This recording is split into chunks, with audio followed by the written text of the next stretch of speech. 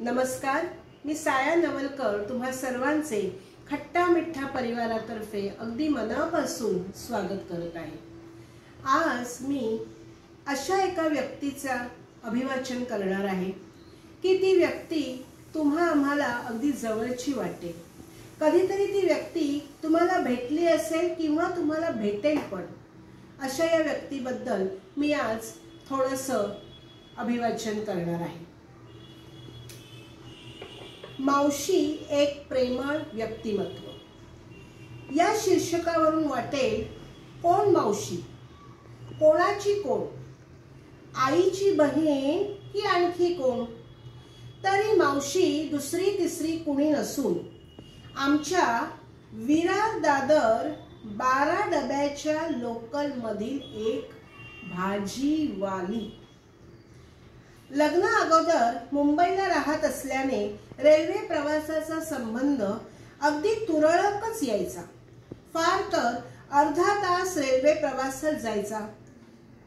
लग्न होऊन मात्र मी विरारला राहायला आले तेव्हापासून माझे या रेल्वेशी अगदी निकटचे नाते होऊन बसले। कारण मुंबईला जायचे तर रेल्वेशिवाय पर्यायच नव्हता। प्रवासात नोकरीच्या निमित्ताने रोज कमीत कमी 1 तास नाही तर जास्तीत जास्त 2 तास जातात। नवीन चेहरे, नवीन ओळखी होतात। नेहमीच्या लोकलला येणाऱ्या प्रवाशांचे चेहरे परिचित होतात, त्यांच्याशी जिव्हाळ्याचा संबंधही होतो। अशा प्रकारे या एका भाजीवालीशी माझा संबंध आला। सर्वजणी तिला मावशी हाक मारायच्या, त्यामुळे तीही माझी मावशी झाली। तिचे घर विरारच्या पुढे पालघरला गावात होते। रोज भाजी घेऊन विरारला मेलने यायचे व पुढे दादरला भाजी विकायला जायचे। हा तिचा दिनक्रम होता। पहिल्या डब्यात तिची रोजची बसायची जागा ती सुद्धा 4थी सीट। का तर आपला माल बरोबर आहे की नाही याची देखभाल ती करायची। विरारच्या गाडीत कोणत्याही वेळेला तुम्ही जा, अगदी चढण्यास उतरण्यास एवढी गर्दी असते की येथे असलेला प्रत्येक जण फक्त स्वतः पुरताच विचार करत असतो। गाडीत चढलेल्या बसलेल्या बायकांना कुठे उतरणार बरं तुम्ही एवढं विचारायलाच लागतं। म्हणजेच याला क्लेम लावायची पद्धत असे म्हणतात। याच गर्दीतल्या कोणाचा जरी धक्का या मावशीच्या बोजाला, बोजा म्हणजे काय तर भाजीच्या बोचक्याला बोजा म्हणतात, हे विरार गाडीत मला प्रथमच कळले।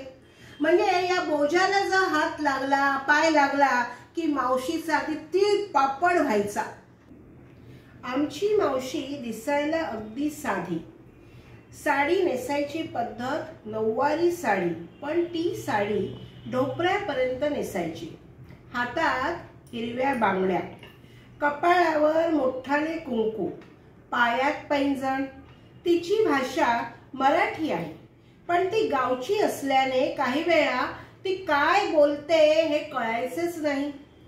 भांडायला लागल्यावर मात्र ती अगदी रुद्रावतार धारण करायची। आपले म्हणणे कसे बरोबर आहे याची सर्वांना ती खात्री द्यायची। खूप वेळा तिला समजवायला अगदी नाके 9 यायचे। एके दिवशी मी तिला विचारले, अगं मावशी, ही भाजी तू पालघर नाहीतर विरारला का नाही विकत? एवढ्या लांब दादरला जाऊन विकायची काय गरज आहे बाबा? तेव्हा ती म्हणायची, अगं ताई, पालघरला बहुतेक सर्वांच्या वाड्या आहेत, त्यामुळे तेथे भाजी विकलीच जात नाही आणि मालाला हवी तेवढी किंमतही मिळत नाही।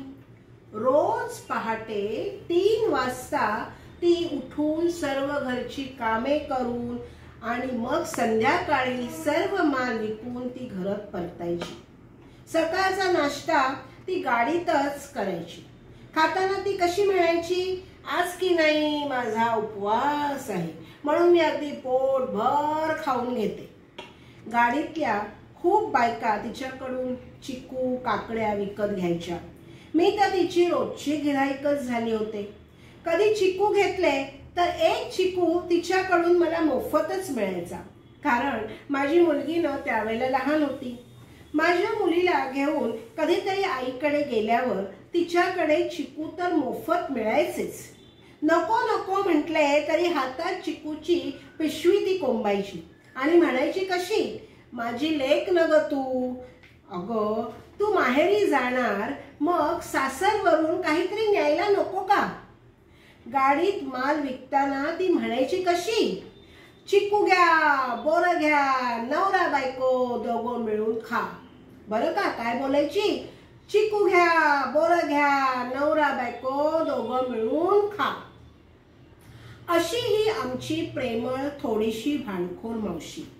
एक दिवस जरी नाही आली तरी मनात अगदी शंकेचं काहूर माजायचं. ती परत आली की सर्वजण तिची विचारपूस करायच्या. तुला बरं नाही का, औषधोपचार केलेस का, असं मावशीला अगदी काळजीपूर्वक विचारायच्या.